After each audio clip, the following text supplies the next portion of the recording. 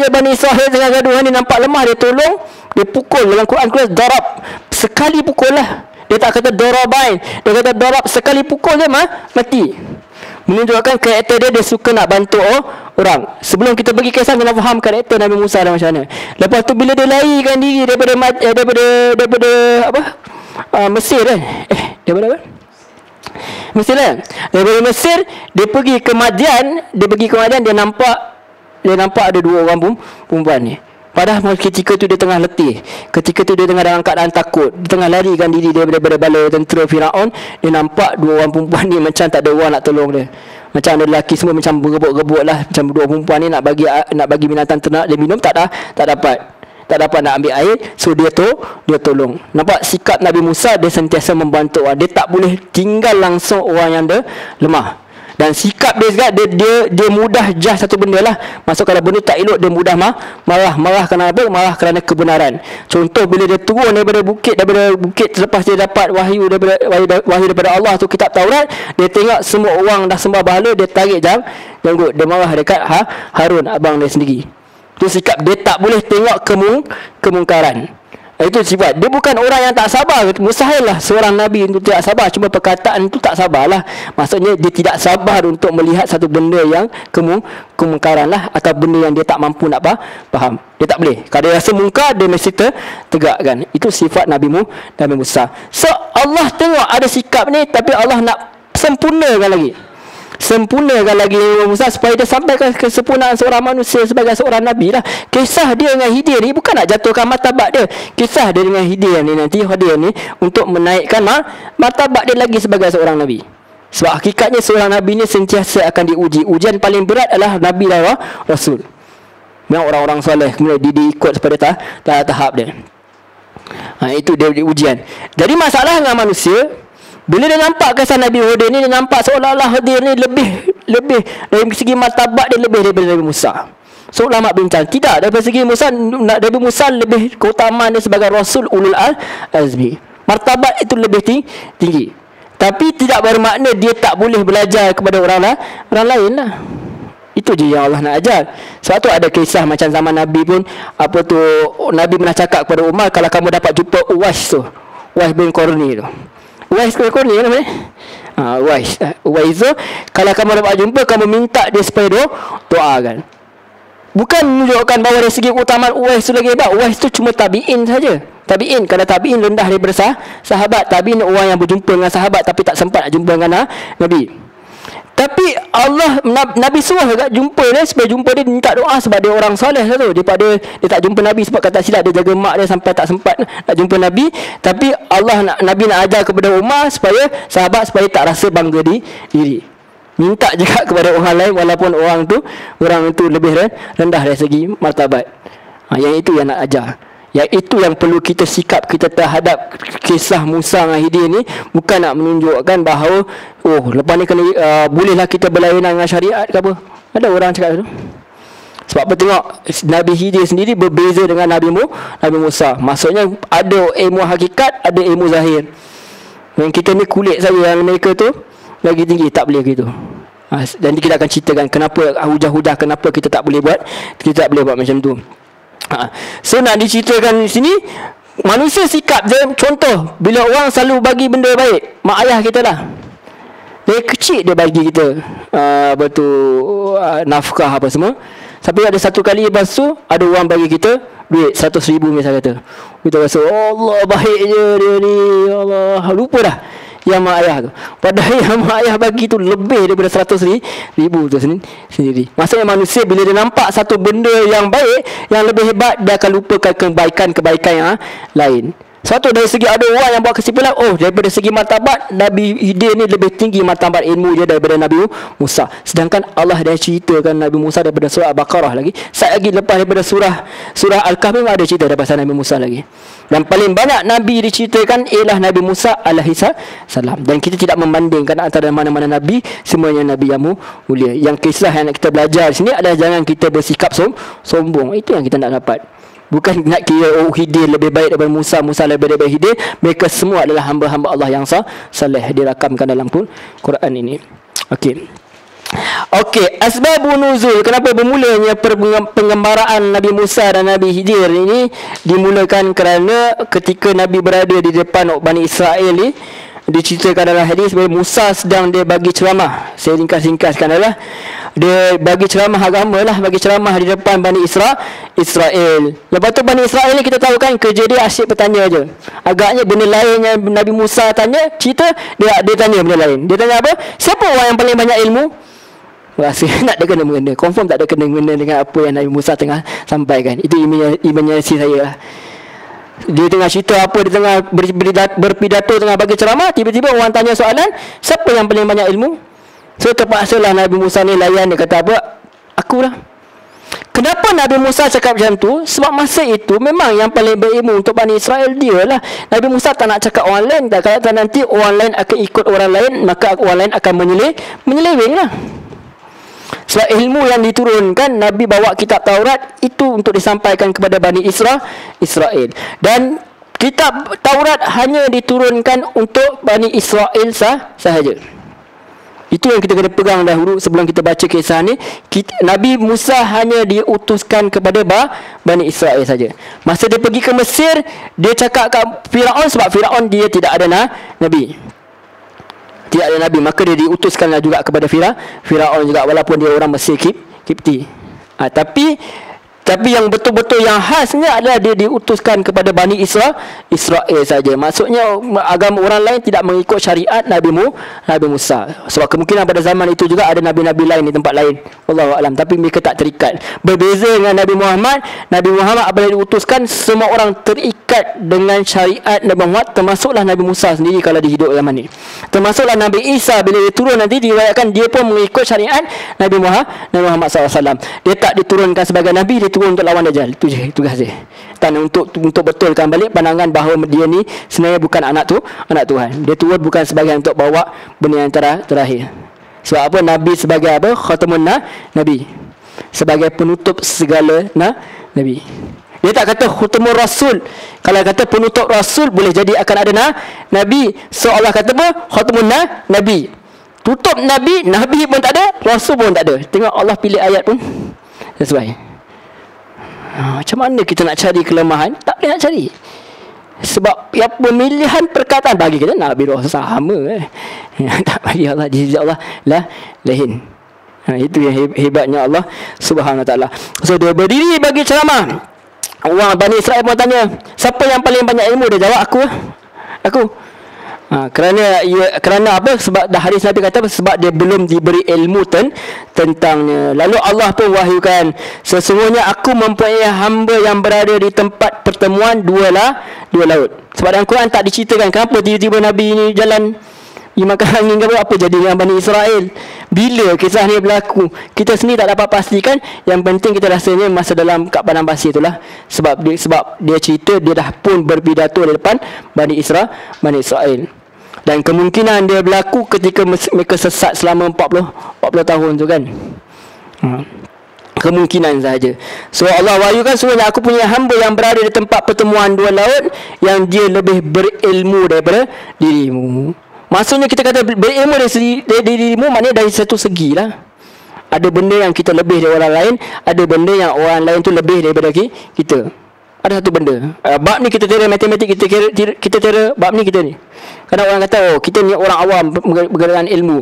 Kadang-kadang bila kita belajar engineering, kita boleh kata kat ustaz-ustaz ni orang awam kepada ilmu engineering ni. Samalah. Maksudnya fair lah, kena adil lah. Kalau yang kita ni orang awam kepada ilmu agama ni, sebab dia pakar kepada tu, dia pun boleh jadi awam kepada ilmu engineering, ilmu sains, ilmu yang lain. Maksudnya semua orang ada tahap-tahap ilmu dia. So bila dia kata ada orang yang lebih berilmu, dia ambil pertemuan dua laut. Kat mana? Wallahu alam. Masalah kalau kita baca kitab tafsir, saya rasa boleh bacalah kitab tafsir tu sendiri. Banyaklah kata kat sini, ada kata dekat Laut Merah apa semua, macam-macam tafsiran. Tapi yang itu Allah tak detailkan, sebab bukan itu fokus kita. Kalau Allah bagi tahu apa jadi, dia akan jadi tempat keramat. Semua orang akan pergi situ. Lihat apa zaman Umar bila tempat bai'ah, mereka bai'ah ketika bai'ah tu Aqabah ke kalau tak silap. yang baik apa ya yang dalam Quran yang cerita tu, yang untuk mereka berbaiah di bawah pokok tu. Kalau saya silap, untuk mereka selamatkan Uthman ke apa macam tu, yang bila mereka nak masuk ke Mekah tu, Nabi berbaiah dengan semua orang di bawah, sebab kalau Quran tulis di bawah sebatang pokok. Berjanji untuk bersedia dengan Nabi, untuk kalau Nabi perang ke apa mereka akan ikut. So mereka ada buat baiah bawah pokok tu. Dan zaman Umar tebang pokok tu. Sebab apa? Nanti dia jadi tempat orang pergi. Itu hikmah dia, Allah tak bagi tahu kat mana. Kenapa Allah tak bagi tahu kat mana Ashabul Kahf? Mana orang jadikan tempat keramat. Manusia sukakan kepada benda ajaib. Itu yang Islam nak ajar. Sebab tu Islam rahsiakan, tak bagi tahu. Tak bagi tahu. So Musa berkata, ya Rabb, bagaimana aku dapat menemuinya? So Allah berfirman, pergi bawa seekor ikan, letak kat dalam bakul apa penimbunan ni apa, dalam ni bawa dalam bekal lah, di mana ikan itu akan hilang, di situlah hidir. Dia kata itu antara hadis lah. Dan antara pengajaran yang kita boleh kutip ialah, kalau kita nak berjalan, bawa bekal lah. Bawa bekal, dan sebaik-baik bekal kata Allah ialah apa? Takwa. Sebab ramai orang dia kata apa, tak apalah, kita tawakal kepada Allah sajalah. So ulama kata kalau tawakal itu sebenarnya dia sedang membunuh diri dia sendiri. Kalau tak bawa bekal, lalah sampai ke Mekah tak bawa bekal apa, lalah dia buat apa? Jadi peminta sedekah. Orang berbagi, orang ingat malaikat. Orang berbagi, orang ingat dia susah apa? Dia susah kan? Tapi dia sendiri telah menyusahkan diri, akhirnya dia menyusahkan masyarakat. Itu je masalah. Mula-mula dia tawakal tak buat. So nak ajar dalam kisah ni, dia bawa ikan bekal lah, nak berjalan mesti bawa bekal. Dipendekkan hadis ni,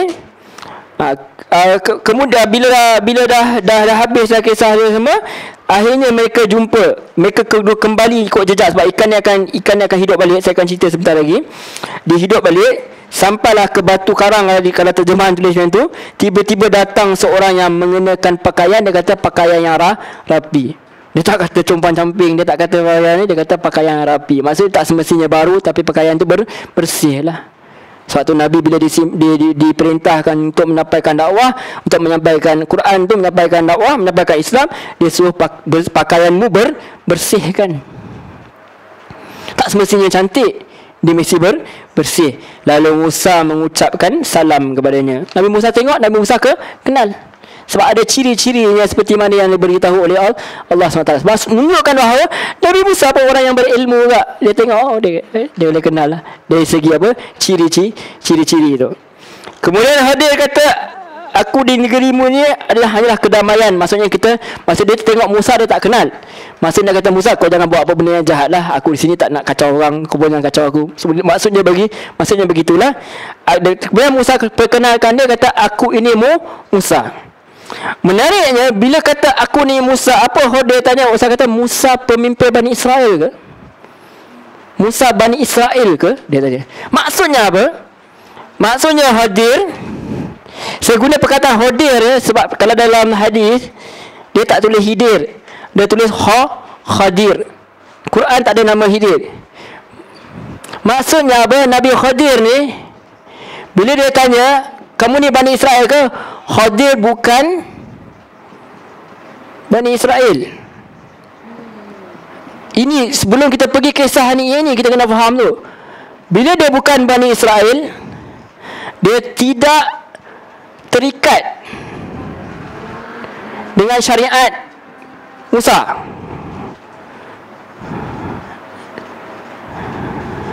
Tak. Ini rahsia dia buat benda yang berbeza dengan Nabi Musa, sebab dia tak terikat dengan syariat Nabi Musa. Dan kita sampai ke kesimpulan, syariat, ilmu syariat, hakikat yang kita telah ditipu oleh syaitan kalau kita tak ikut syariat. Sebab yang paling tinggi, Quran kata yang paling tinggi adalah syariat. Syariat apa? Untuk membentuk masyarakat. Kita ingat syariat dia solat apa semua. Tak. Syariat kahwin pun syariat. Mati jenazah pun syariat. Ditanamkan dalam kubur pun syariat. Orang yang kata tak ikut syariat, kubur dia kat mana? Ada kubur juga. Kadang-kadang jadi tempat sembahan lagi. Kenapa syariat tu ikut, syariat ni tak ikut? Tak, kena ikut semua. Sebab tu kata jadi macam Yahudi, kenapa kamu ikut satu perkara, kemudian kamu tinggalkan yang lain. Orang yang tak kata tak payah ikut syariat pun, tapi bila dia mati, dia hendak ditanam juga. Tanam tu syariat tak? Syariat. Kenapa ikut satu syariat, tinggalkan syariat yang lain? Tak tepat dah. So kena faham betul-betul Khadir ni dia bukan Bani Israel, maka dia tak terikat dengan syariat Nabi Musa. Langsung tak terikat. Dia bukan Bani Israel.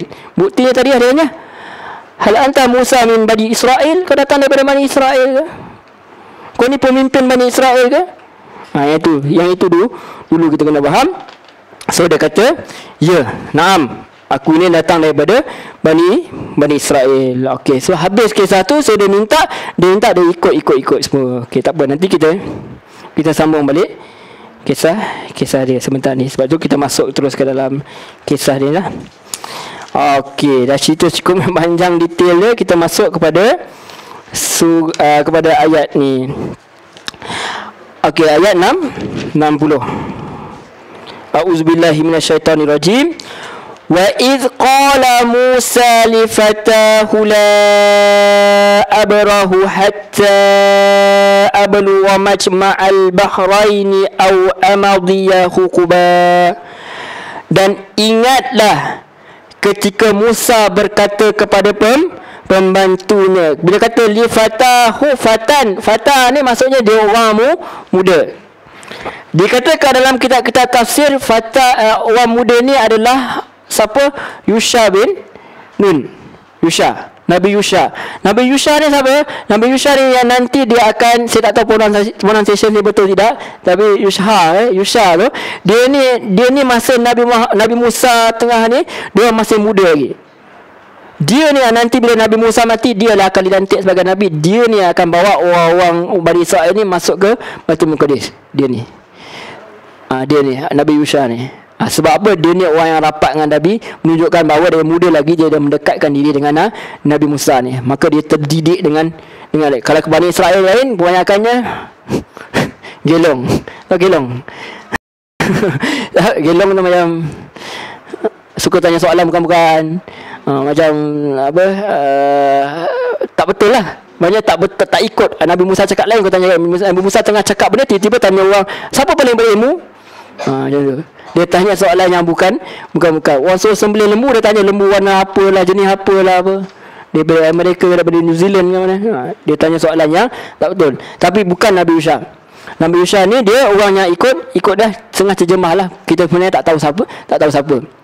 Tapi ada orang muda yang ikut Nabi Musa. Dan menunjuk juga kalau kita nak mengadakan perjalanan, seolah-olah nak tunjuk bahawa bawa kawan lah. Itu lebih baik. Bawa kawan. Dan kalau zaman sekarang ni lain lah, kita naik kapal terbang tu memang ramai orang pun. Zaman dulu kalau pergi musafir, maknanya kau memang seorang-seorang. Kita memang seorang-seorang. Tak ada orang langsung. Hutan-hutan lah, kalau kat sampan kat laut-laut, kita saja yang ada. Zaman sekarang dia punya kaedah uruf tu, kaedah masyarakat tu berbeza. Tapi kalau sebaiknya memang kita bawa kawan lah. Sebab Nabi Muhammad sendiri bila dia pergi berhijrah, dia bawa Abu Bakar. Pemuda-pemuda ni pun dia larikan Ashabul Kahf pun, dia larikan diri pun, dia dengan kawan-kawan, dia tak seorang-seorang. So diingatkan kepada pembantunya. Dia kata apa ni, azam je lah. Inilah sikap seorang penuntut ilmu. Kalau dia nak buat satu benda, dia mesti berazam. Aku nak habis kan, 4 tahun, 8 tahun, 10 tahun pun tak kisahlah, janji habis. Saya ambil diploma multimedia saya 6 tahun, 7 tahun. Sekarang saya nak ambil degree, saya nak ambil 8 tahun, 9 tahun. Saya tak tahulah, tuan-tuan doakan saya. Bila saya nak habis, saya pun tak tahu. Sebab saya tak boleh nak ambil full time, sebab saya ada anak-anak, saya kena bekerja semua kan. Jadi saya ambil part time. Sekarang saya ambil foundation setahun lebih. Kemudian saya akan ambil 9 tahun untuk degree ulum Quran saya. Sains Quran ni kata. Ya Allah, 9 tahun. Orang dengar pun takut. 9 tahun kau nak buat apa? Tak tahu. Masa tu pun dah 40 lebih lah. Anak pun dah sekolah dah. Apa dah sekolah dah? Doakan saya. Malaysia je. Kat sini je. Kat Syalam je. Sini Sasta je. Jadi tu. Sebab apa kecil-kecil malas belajar. Suka pengajaran ni belajarlah awal-awal. Allahu Akbar. So, wa iz qala Musa li fatahu la abrahu hatta ablugha majma'al bahraini aw amadhiya hukuba. Aku takkan berhenti berjalan sebelum sampai ke pertemuan laut yang dicerita dalam hadis Nabi tadi lah, atau aku akan berjalan bertahun-tahun. Okey, cuma ulama dia tafsirkan hukuba ni bermacam-macam tafsiran lah.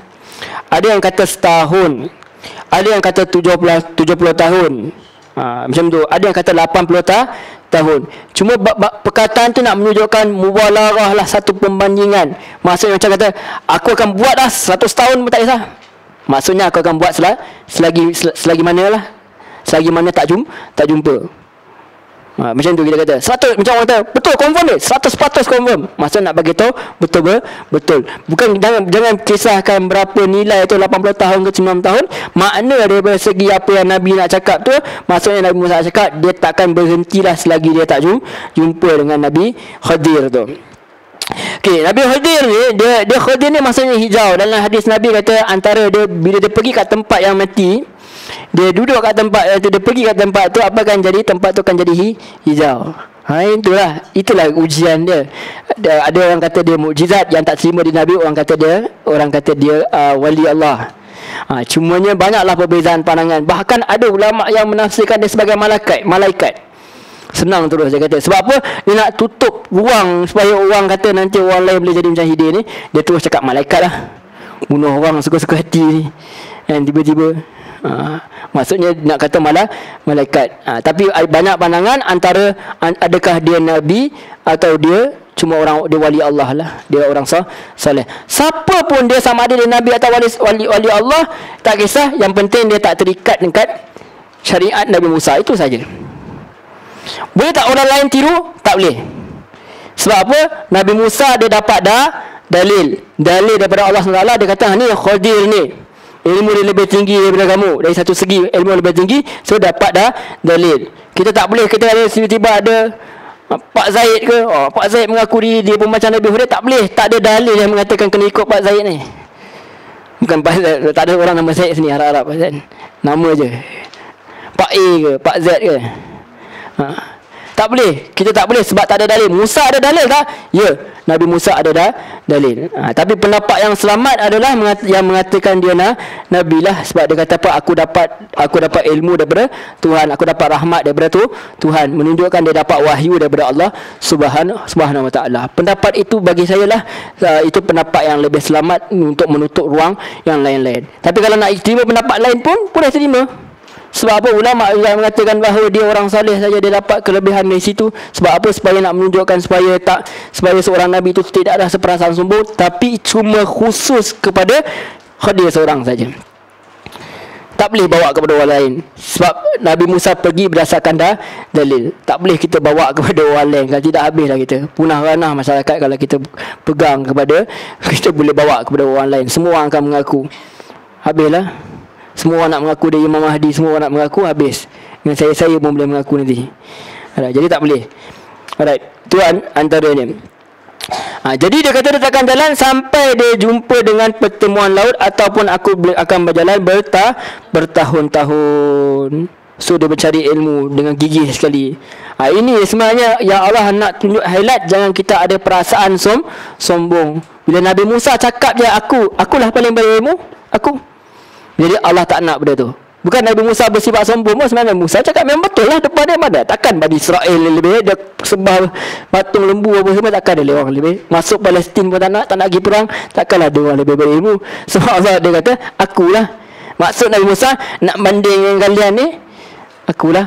Dia tak sangka lah pula ada orang lain. Orang lain tu dia tak tahulah. Jadi dia kata apa? Falamma balagha majma'a bainihima nasiya khutahuma. Maka ketika mereka sampai ke pertemuan dua laut itu, mereka lupa akan ikan. Mereka lupa terus pasal ikan. Sebab tengah konsentrate nak cari ni Nabi Khadir ni, nak cari Khadir ni. Mana nak pergi jumpa orang yang berilmu ni, tengah semangat nak belajar ni. Macam kita datang nak semangat, tiba-tiba ustaz tak datang, Allah cancel kelas. Kita rasa dah batalkan semua benda yang lain kan, tiba cancel kelas. Tiba-tiba orang yang kawan saya lah, dia tak pernah datang kelas, jalan kelas, hari tu datang kelas, hari tu cuti. Dia soal kata, kau kat mana kan? Tak ada, cuti. Kenapa aku tak tahu? Sebab kau tak pernah datang. Sedih. Kadang-kadang dia gerakkan hujan bagi dia. So dia cari, tiba ikan-ikan dia bagi dia benda yang dia tak ingat lah. Dia tak ingat, bagi dia remeh. So mereka nasiya hutahuma, maka kedua-duanya lupa terhadap ikan kedua-duanya. Fattakhadha sabilahu fil bahri saraba. Mereka lupa ikan, lalu ikan itu lompat keluar ke laut, lalu berenang dengan bebas sekali. Lompat. Allah perintahkan bawa ikan tu. Dia kata kalau ikan tu hilang, bila ikan tu keluar hidup balik, di situlah akan berjumpa dengan Nabi Hidir. Mati. Ikan tu mati. Kenapa kena ada? Sebab zaman dulu tak ada waste. Ikan tu hidup. Ikan tu mati. Ikan tu dah mati dah. Allah hidupkan balik. Itu sebagai tanda. Sebab dulu dia bawa ikan tu sebagai bekal untuk dia makan. Khut. Kalau di sini dia kata apa? Ialah khutahuma. Khut. Huma tu dia punya dhamir kan, menunjukkan kedua orang. Selalunya ikan dia sebut sebagai samak lah, tapi dalam Quran dia sebut sebagai hut. Hut ni boleh jadi ikan, boleh jadi benda lain, boleh jadi binatang besar, tapi biasanya yang hidup dalam air lah. Tapi kebanyakan ulama menafsirkan sebagai ikan lah. So dia bagi, itu Nabi Musa punya ways lah, dalam bahasa sekarang. Itulah dia punya tu. Sebab dia tak boleh nak cari dalam Facebook ke apa, tak boleh nak cari, dia pakai tu. Itu dia punya penanda. Dan tujuannya Allah datang kisah tu, Allah nak tembelak orang-orang Bani Quraisy, orang Quraisy dan orang Yahudi semua, nak tunjukkan bahawa Allah boleh hidupkan benda yang telah mati. Semua Allah buat macam tu. Dia tanya pasal apa? Dia tanya pasal Ashabul Kahfi.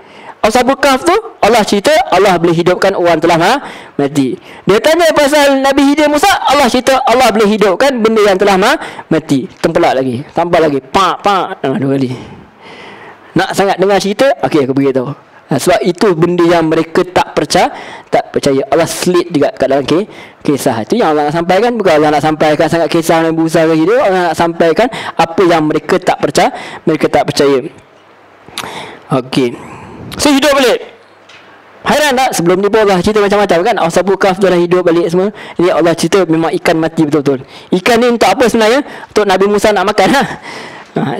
Bawa dalam perjalanan dia bekal.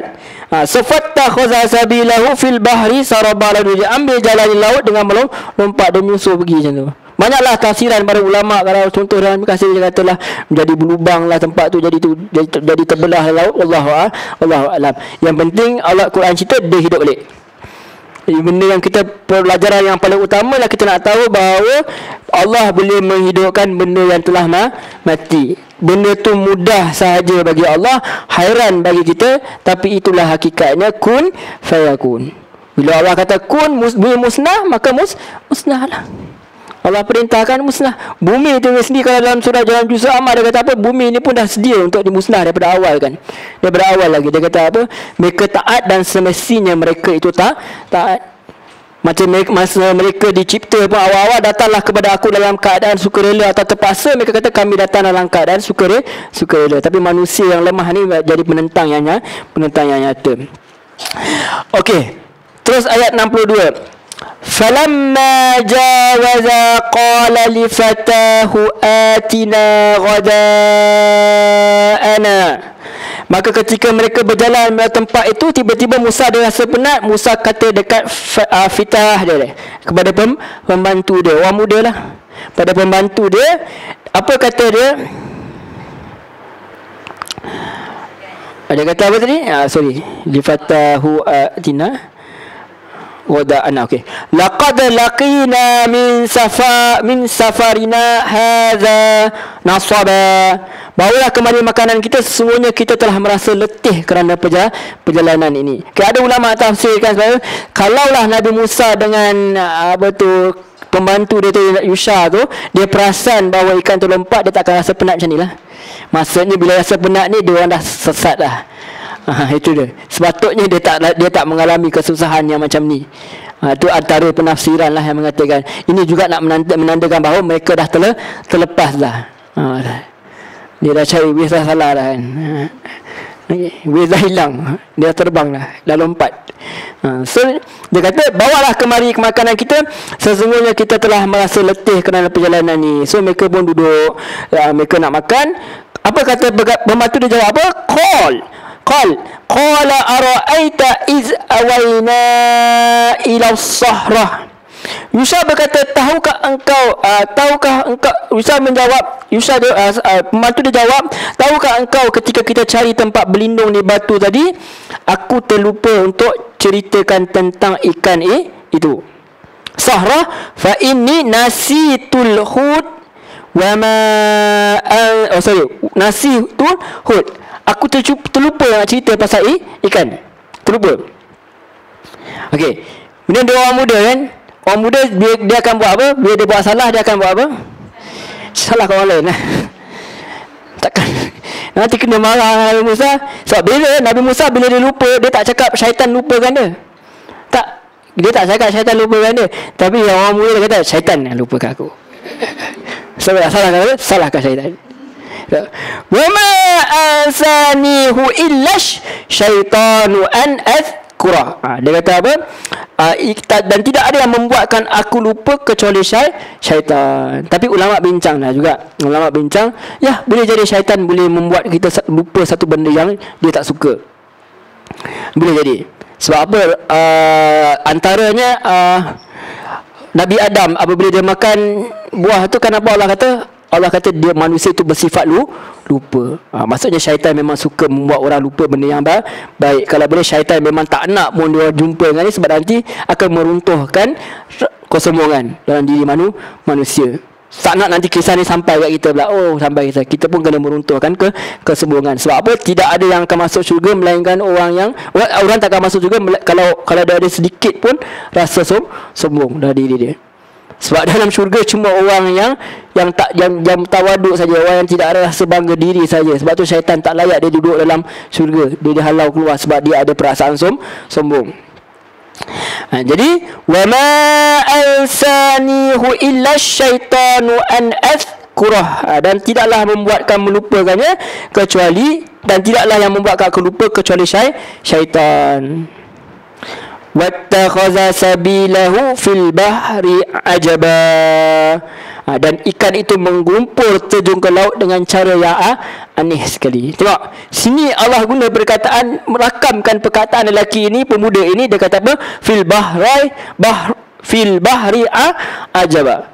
Awal-awal Allah kata apa? Adakah engkau sangka, wahai orang Yahudi, wahai Bani Israel, wahai orang Arab Quraisy, wahai sekalian manusia, adakah kau sangka kisah Ashabul Kahfi itu saja ajaib? Belum tunggu lagi, tunggu ada cerita lain lagi sebenarnya. Cerita ada ikan hidup di dalam, itu lagi ajaib.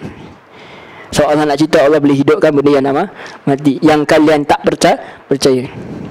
Yang kalian tak percaya bahawa kalian semua akan dibangkitkan kembali. Itu semua pengajaran. Kalau kita tengok satu-satu, setiap ada pengajaran dia. Dalam kitab tafsir memang dia tafsir ikan bakar baru dia tulis. Kalau kitab tafsir, sebab tu kalau Ya, dia sebagai bekal. Kalau kitab tafsir dia panjang lah. Ada yang ketika, kalau macam burung yang sembelih kadang-kadang cerita apa, burung jenis ni.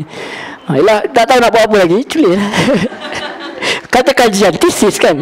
Dia tesis. Jadi bukan dia suruh kita percaya, dia suruh kita mengkaji. Jadi bila kita rasa bertentangan, kita buatlah tak tafsir pula, tulis pula. Saya rasa pandangan ni kurang tepat apa. Biasa ulama zaman dulu tak ada hal, tak ada masalah.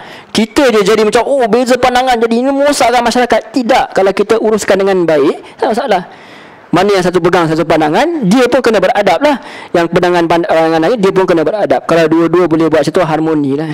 Tapi jarang lah manusia memang sifatnya, memang Allah dah jadikan manusia memang sifatnya kena gaduh sikit pun best. Itu sifat manusia. Tapi dia gaduh ke situ dia. Bila dia duduk makan sekali, tak ada masalah. Bila ustaz-ustaz mana pun dia bercakap sama-sama, bila duduk dalam Facebook, duduk gambar sekali. Halik rumah, lepas tu dia tulis balik. Tapi esok dia jumpa, saat macam tu juga, saat gambar semayang sekali apa semua kan. Biasalah manusia kan. Beza pandangan tu akan berlaku sampai bila-bila. Sebab manusia tu memang dijadikan berbeza. Ada tinggi, ada rendah. Okey. So tak ada yang buatkan aku lupa kecuali syaitan dan ikan itu menggelumpur terjun ke laut dengan apa? Dengan cara yang sangat aneh. Fil bahri ajaba. Ajaba tu kita ambil bahasa Arab ajaib. Memang bahasa Arab pun ajaba. Tak tahu dia ambil ke kita ambil tak? Dia orang ambil lah. Kita ambil lah dia punya. Kita ambil kulau dia. Ajaba. Sangat ajaib. Qala dhalika ma kunna apa tu? Musa berkata itulah tempat yang kita cari. Sebab firman Allah tadi dalam hadis tadi, Allah kata, Allah wahyukan kepada Nabi Musa, tempat yang kamu akan jumpa tu tempat di mana ikan tu hidup balik, lompat keluar. So Nabi Musa kata itulah tempat dia. So terpaksalah patah balik. Fartadda ala atharihima qasasa. Terpaksalah maka kedua-dua kembali untuk menjejak balik. Dia kata lalu kedua-dua kembali mengikuti jejak mereka semula. Dia kata qasasa. Sebab tu kisah pun datang daripada dia. Maksudnya jejak. Bila kita bercerita, bila kita berkisah, maksudnya kita menjejaki balik kisah-kisah yang sebelum tu. Itu datang daripada perkataan yang sama juga. Orang yang menyampaikan kisah kan, qasas kalau dalam Al-Quran, maksudnya dia mencari jejak apa, cerita itulah, history itu, sejarah tu kan. So fawajada abdan min ibadina atainahu rahmatan min indina. Maka kedua-duanya pun bertemulah seorang hamba daripada hamba-hamba kami yang telah kami berikan kepadanya rahmat daripada sisi kami. Itu penggunaan Allah SWT. Allah tak kata kami berjumpa maka berjumpalah dia dengan hambanya saja yang diberi rahmat. Tak, termasuk daripada hamba-hamba yang diberi rahmat, daripada banyak lagi hamba-hamba Allah yang diberi rahmat daripada sisi kami. Daripada ayat ni juga ulama tafsirkan, maksudnya dia ni one of the Nabi lah yang mendapat rahmat dan kurniaan Allah. Sebab apa? Para Nabi pun mendapat rahmat juga daripada sisi Allah. Para Nabi pun mendapat ilmu juga. Bagi saya itulah pandangan yang paling kata selamat untuk kita gunakan. Sebab dia juga pandangan ulama juga. Sebab apa? Dia akan menguraikan segala keserabutan lah. Yang penting kita kena ingat, Khadir ni dia tak terikat dengan Bani Israel tu. Itu yang paling penting, walaupun siapa pun dia kan. Alright. So ulama bincang apa rahmat ni? Rahmat ni kita tak tahulah, banyak macam lah rahmat Allah bagi dari segi macam-macam keutamaan ilmu ke. Allah bagi dia direct information, ilmu dia boleh dapat direct daripada Allah. Wallahu alam. Yang penting Allah bagi rahmat daripada sisi dia, dan Allah ajar kata wa allamnahu min ladunna ilma, dan kami telah mengajar daripada kami sisi kami ilmu. Tu wujud perkataan ilmu ladun. Ni sebenarnya apa dalam bahasa Arab kata yang dia dapat daripada sisi dia. Bila dunna ni bukan kita pertama kita Rabbana atina Rabbana la tuzigh qulubana min ladun karahmah kan, daripada sisi murah rahmat. Tiba-tiba sampai bab hidayah dah jadi ilmu ladun ni. Kenapa tadi tak muncul ilmu ladun ni daripada awal? Padahal awal-awal lah kita dah baca lah doa tu, Rabbana la tuzigh qulubana ba'da idh hadaytana wa hab lana min ladun karahmah. Sama lah tu, dari sisi kamu rahmat. Di sini ni nak menunjukkan bahawa bukan ilmu tu, nak menunjukkan apa? Allah ajar ilmu kepada dia. Daripada mana? Ilmu tu bukan daripada syaitan, bukan daripada jin, bukan daripada manusia. Dia datang direct daripada Allah SWT. Jadi seperti mana yang kita ketahui, ya, ilmu ni biasanya dapat direct daripada Allah ni, dia could be seorang Nabi atau Rasul lah. Sebab apa? Di dalam suratul Kahf ni juga menyebutkan keutamaan untuk mengikuti seorang Rasul. Takkanlah apabila Allah telah menyebutkan ketamaan seorang rasul, tiba-tiba Allah nak hancurkan apa yang Allah doktrinkan pada awal tu.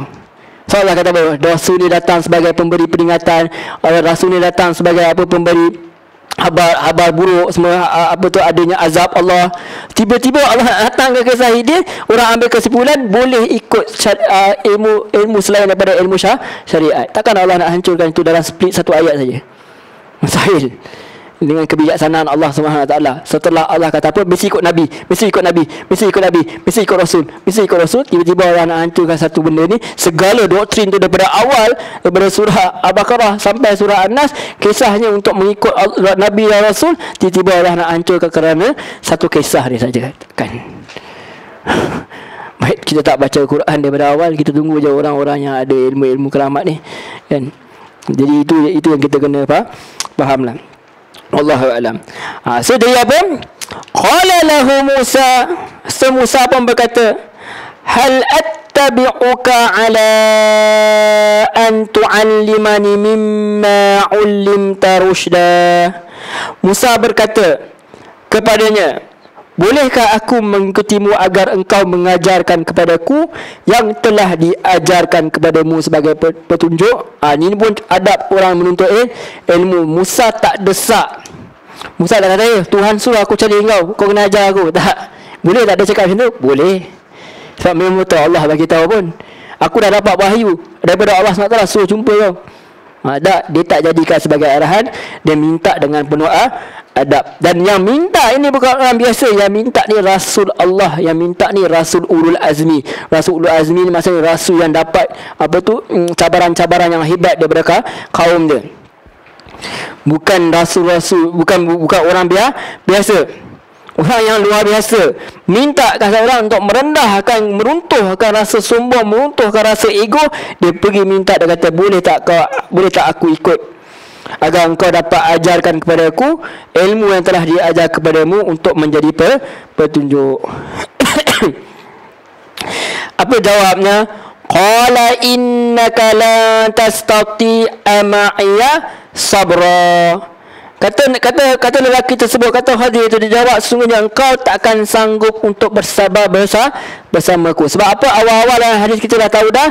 Sebab Nabi Khadir tahu bahawa Nabi Musa ini daripada Bani Israel. So syariat ada confirm beza lah. Macam mana nak ikut? Sebab benda tu akan confirm berbeza. Contoh, syariat Nabi Adam boleh kahwin adik-beradik. Syariat kita tak, syariat Muhammad tak boleh. Bertentangan dah. Dah jadi memang sangat berbeza. Sebab apa? Nabi Khadir ni dia tak terikat kepada syariat Nabi Musa. Bukti yang nanti, kalau dalam hadis diceritakan, hadis tadi tu dia lebih panjang. Apabila dia naik perahu tu, dalam hadis dipanjangkan lagi kisah dia. Orang yang naik perahu tu mereka kenal pun Nabi Khidir. Mereka kenal. Dan dia tak ambil upah pun. Maksudnya dia orang yang dikenali. Sekarang Nabi Musa sedang berada di teritori Nabi Khidir. Dia tidak berada di teritori dia. Dia berada di teritori Nabi Khidir. Sekarang ni syariat Khidir. Orang kenal pun Khidir. Orang kenal Khidir, orang maksudnya orang yang dikenali, orang yang mulia lah. Sebab naik free of charge. Kalau dalam hadis kata free, dia naik free sebab dia dikenali. So kita cerita pasal dia naik perahu tu kan. So dia jawab, semuanya kau tak akan sanggup untuk bersabar dengan aku. Alright. Wa kaifa tasbiru ala ma lam tuhita bihi khubra. Dan bagaimana engkau akan dapat bersabar atas sesuatu sedangkan engkau belum mempunyai pengetahuan yang cukup tentang hal itu. Ini pun bahaya juga. Kadang-kadang zaman sekarang orang gunakan perkataan kau tak cukup ilmu, kau tak tahu. Tak boleh. Kita ilmu kita daripada Quran, daripada hadis. Sebab itu tadi syariat kita telah sempurna. Masa zaman Nabi Musa tu dia belum sempurna lagi syariat dia. Masih ada nabi-nabi lain akan disempurnakan dengan kedatangan Nabi Muhammad sallallahu alaihi wasallam. Ini awal-awal lagi ni. So bagaimana kamu akan bersabar? Sebab tak heranlah Nabi Khidir tak ikut Nabi Musa. Lepas ni Nabi Isa pun bawa syariat dia sendiri kan. Lepas Nabi Musa ada nanti, lepas lama-lama lepas tu ada pula Nabi Isa bawa Injil pula, syariat lain pula.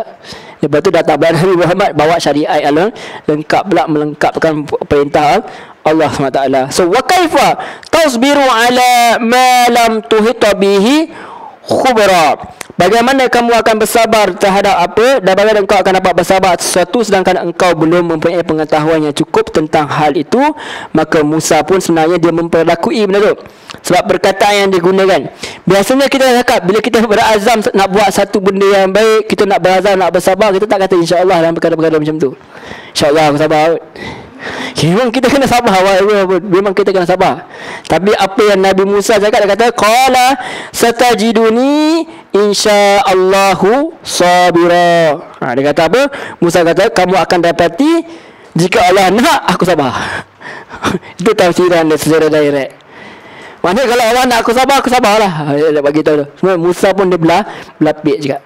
Sebab dia tahu yang jenis dia macam mana, dia tak boleh nak tengok kemungkaran. Kan kita dah cerita dia awal macam mana dia orang bergaduh, dia tak boleh tengok orang ni nanya, dia tak boleh tengok satu orang, dua orang perempuan di nanya, dia tak boleh tengok, dia tak boleh tengok orang sembah berhala, dia tak boleh tengok. Tinggal kejap je berapa 40 hari kan. Kejap apa? 50 hari. 40 hari dia tinggalkan, tiba-tiba orang nak sembah berhala. Bayangkan kita pergi haji, balik anak kita sembah berhala. Masa 40 hari tu lama tak? Singkat je. Bayangkan boleh berubah dalam masa yang sekejap lagi. Begitu. Orang pergi haji pun 3 minggu. Zaman dulu 40 hari. 3 minggu, 2 minggu. Balik-balik sembah berhala. Takkan kot. Itu benda yang sangat ajaib. Itu menyebabkan Nabi Musa marah. Sampai dia tarik janggut Nabi Harun tu kan, abang dia sendiri. Jadi nak cerita kat sini apa tu? Macam mana nak sabar? Tapi tu Nabi Musa pun rasa ini macam lain macam dia pun nak kata confirm, dia pun tak tahu apa yang akan mendatang. So dia kata apa? Qala lahu Musa hal atibuka dia kata apa? Qala innaka wa qala satajiduni insyaallah. InsyaAllah kau akan dapati. Sa tu dalam bahasa Arab bila kata sa tu dia akan kata akan. Maksudnya dia pun tak confident. Dia kan tak confident. Selalu kita kata sahabat saya akan pergi. Tak ada sa ataupun tak apa dah sebenarnya. Sebab dia masih dalam fi'il mudhari' kan. Fi'il mudhari' tak perlu, tetapi bila tambah sa tu maksudnya akanlah. Tak confirm lagi, future lah, memang betul future. Satajiduni insyaallahu sabira. Engkau akan dapati aku yang sabar. InsyaAllah. Ataupun dalam terjemahannya, jika Allah nak kehendaki, aku akan sabar. Ayat 69. So wala a'si laka amra, dan aku tak akan tentangmu pun apa pun dalam segala urusan. Itu janji dia punya azam dia kepada ni, dia punya black and white dia. Kita dah dengan pihak universiti, dia kata apa, dia tak akan tanya apa je. Di pihak universiti dah ada kan. Okey. Tapi menarik Nabi Khadir ni, dia taklah menimbulkan kata keraguan yang 100%. Zaman sekarang orang kata abang kalau ikut ajaran sesat, jangan tanya langsung, apa-apa pun ikut je lah. Tapi Nabi Khadir dia tak ada macam tu. Sebenarnya dia kata, nanti dia tambah lagi. Dia kata apa dalam ni? Qala fa in ittaba'tani fala tas'alni an syai'in hatta uhditha laka minhu zikra. Apa kata dia? Jika engkau ikut aku, maka jangan engkau menanyakan kepadaku tentang suatu pun sehingga aku terangkan kepadamu. Maksudnya apa? Dia akan terangkan lah. Itu maksud dia. Macam lecturer kan, bila saya mengajar, dia kata, okay, don't ask me question, disturbing, mengganggu aku. Tapi nanti lepas ni aku buka soalan. Kan selalu kan lecturer cakap tu. Maksudnya apa? Dia akan bagi tahu, tapi dia akan bagi tahu nanti. Tapi apa yang dia buat tu sangat menakutkan lah. Of course lah. Tapi Nabi Musa sendiri, dia tak, bukan Nabi Khidir yang paksa, Nabi Musa yang nak ikut. Nabi Khidir pun menolak pun daripada awal. Saya tahu takkan boleh sabar. Sebab apa nak buat ni berlainan dengan syariat Nabi Musa. Jadi dia cakap tak apa, kau jangan tanya apa pun, tapi nanti kita akan explain. Tapi ramai orang yang kalau abang ikut sampai sekarang, dia memang tak explain sampai sudah. Ikut je lah, sebut apa yang aku buat itu betul. Jadi tak dapat explanation, orang pun ikut membuta tu tulis. Tak boleh itu. Nabi Khadir pun cakap aku akan explain. Bila sudah sampai masa dia untuk explain. Kadang-kadang kita dengar orang-orang ni, saya dulu pernah jumpa kat, dia kata apa, bila dah cerita benda yang pelik-pelik, last kali dia kata apa, cari sendirilah jawapan dia. Oh sudah, nak cari sendiri kat mana pula. Dah lah yang dia cakap tu benda yang pelik. Sepatutnya ilmu dia mesti ada dalam Quran, dalam hadis lah. Bila ataupun dalam kitab yang telah ditulis oleh para ulama huraikan benda yang kita tak faham. Kalau benda tu kita tak faham, tinggalkan lah. Sebab mesti ada explanation. Nabi Khadir berkata ada explanation, tapi bukan sekarang. Nanti bila dah settle nanti apa urusan, baru dia akan cerita. Dia akan explain. Kemudian apa? Fantalaqa hatta idza rakiba fis safinati kharaqaha. Maka kedua-duanya pun berjalanlah hingga kedua-duanya naik kepada perahu, dan Khidir pun buat satu perkara yang pertama, dia rosakkan. Habis. Dia rosakkan. Itu satu perkara yang pertama. Naik, dah lah tumpang perahu orang, naik percuma lagi. Naik percuma buat vandalism. Ni, kalau kita tak buat kajian vandalism pertama yang berlaku dalam Quran. Dia rosakkan perahu orang. Naik. Dia naik perahu orang, dia rosakkan. Ayat 21. So, Nabi Khidir rosakkan. Rosak tu macam mana? Dulu saya kecil-kecil, saya dah bayangkan dia rosak kan dekat ni, air timbul. Tak, rosak tu boleh jadikan kapal tu buruknya lukisan. Ini sampan bersih saya. Dia bocor kan. Dia kalau terjemahan dia bocor kan, sebenarnya dia rosak kan. Dia rosak kan sampan tu. Kalau katalah sampan dia macam ni kan, ini sampan saya. Dia tak ada bocor kat sini. Dia boleh bocorkan kat sini, dia boleh bocorkan kat sini. Dia rosak kat sini ke, dia buat vandalism sikit ke. Kalau dia bocor kat sini, tenggelam lah. Dengan diri sekali. Mungkinlah di tempat-tempat yang tidak menyebabkan bocor. Inilah sampan bersih saya. Ya Allah. Ni pisang apa ni? Alright, tu raja. Alright. So jangan kita bayang habis tenggelam. Jadi saya bayang kecil macam mana tak tenggelam. Fikir rupanya dia dengar explanation